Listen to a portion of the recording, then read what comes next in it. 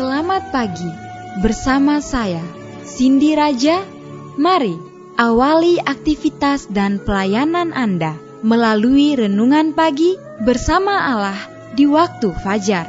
Dengan doa dan bimbingan darinya, kita dapat diyakinkan bahwa pada hari yang mulia itu, ketika Yesus kembali untuk mengklaim miliknya, bahwa kita akan menunggunya di sana dengan tangan terbuka dan disambut ke hadiratnya yang kekal. Ditulis oleh Ellen G. White bersama Pendeta Denny Kanajo. Selamat mendengarkan. Shalom, selamat pagi para pendengar yang diberkati oleh Tuhan. Dimanapun Anda berada saat ini, kita akan sama-sama mendengarkan firman Tuhan melalui audio renungan pagi pada tanggal 14 Oktober 2022 dengan judul Senjata yang Ditetapkan Tuhan. Sebelum kita melanjutkan bacaan renungan kita pada pagi hari ini, kembali saya mengajak semua para pendengar yang setia untuk tundukkan kepala dan berdoa bersama-sama.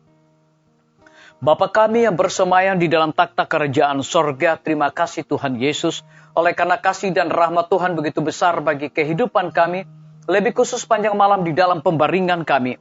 Hingga tiba di pagi hari ini kami dibangunkan dengan tubuh sehat dan segar. Sebelum kami melakukan segala tugas pelayanan pekerjaan kami sepanjang hari ini, kami rindu Tuhan untuk belajar mendengarkan firman Tuhan.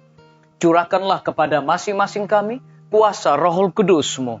Terima kasih Tuhan Yesus, ampuni kami Bapa, karena kami sudah berdoa hanya di dalam nama Tuhan dan Juru Selamat kami. Amin. Ayat inti kita terambil di dalam Efesus 6 ayat yang ke-16 hingga ayat yang ke-17. Demikian firman Tuhan. Dalam segala keadaan pergunakanlah perisai iman, sebab dengan perisai itu kamu akan dapat memadamkan semua panah api dari si jahat. Dan terimalah ketopong keselamatan dan pedang roh, yaitu firman Allah. Mari kita ikuti penjelasannya. Allah telah menyediakan alat yang limpah untuk peperangan yang berhasil terhadap kejahatan yang ada di dalam dunia. Kitab suci adalah gudang persenjataan di mana kita dapat diperlengkapi untuk pergumulan. Pinggang kita harus berikatkan kebenaran. Penjaga dada kita haruslah kebenaran. Perisai iman kita harus selalu di tangan kita. Dan ketopong keselamatan itu. Dan dengan pedang roh, ialah sabda Allah, kita harus merintis jalan kita melalui kesulitan dan jerat dosa.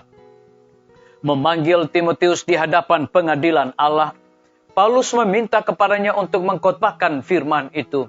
Bukan peribahasa dan kebiasaan manusia, rela untuk bersaksi bagi Allah. Bila kesempatan terbuka di depan orang banyak dan lingkungan tersendiri, di tepi jalan atau pada perapian, kepada sahabat-sahabat dan kepada musuh-musuh, apakah dalam ketenangan atau tidak terlindung kepada kesusahan dan bahaya, celaan dan kehilangan.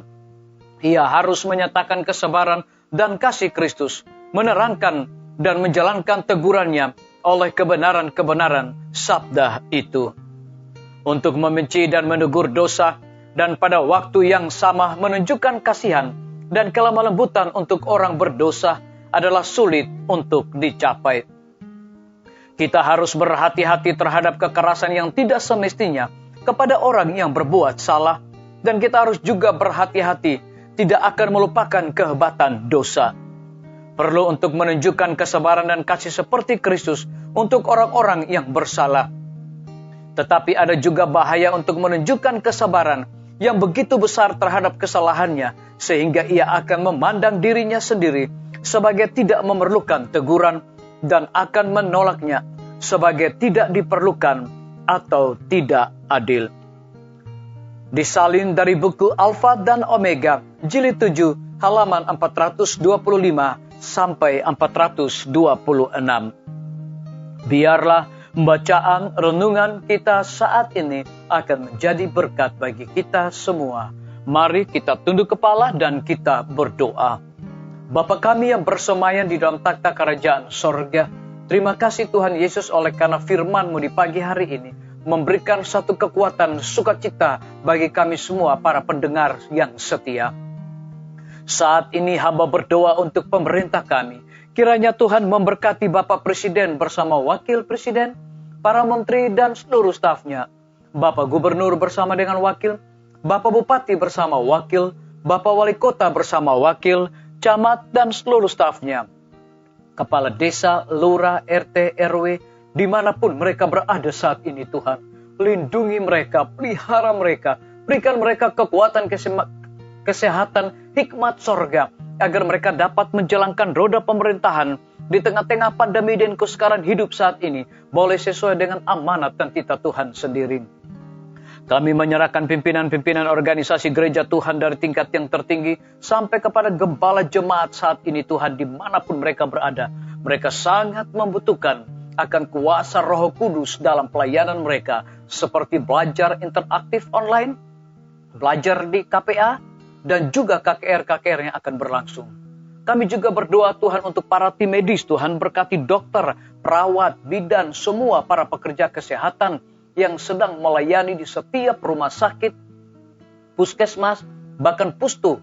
Tuhan, mereka juga membutuhkan kekuatan kesehatan, hikmat sorga, terlebih sukacita dalam melaksanakan tugas dan tanggung jawab mereka.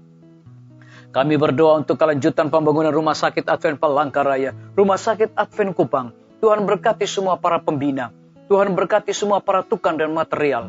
Terlebih perizinan Tuhan, Engkau campur tangan, agar biarlah dapat dipermudah, sehingga akhirnya semua selesai tepat pada waktunya. Kami menyerahkan hamba-Mu Dr. Raymond yang Tuhan percayakan untuk memimpin Rumah Sakit Advent Palangkaraya. Kiranya hikmat dan dedikasi sorga Tuhan berikan selalu kepada hamba-Mu ini. Kami berdoa untuk guru-guru, kepala sekolah, setiap siswa, mahasiswa, dan para dosen di setiap lembaga pendidikan. Kiranya hikmat pengetahuan sorga Tuhan berikan juga kepada mereka, agar mereka bukan sekedar mendidik anak-anak untuk memperoleh pengetahuan di dunia ini, tetapi yang paling terutama adalah mereka memiliki karakter Yesus Kristus. Kami menyerahkan TNI, Polri, PNS, wira swasta, petani, pedagang, nelayan, ojek online, dan saudara-saudara kami yang ada di dalam penjara. Hiburkan mereka Tuhan, cukupkan kebutuhan mereka, dan berikan sukacita selalu di dalam melaksanakan segala tugas dan tanggung jawab mereka.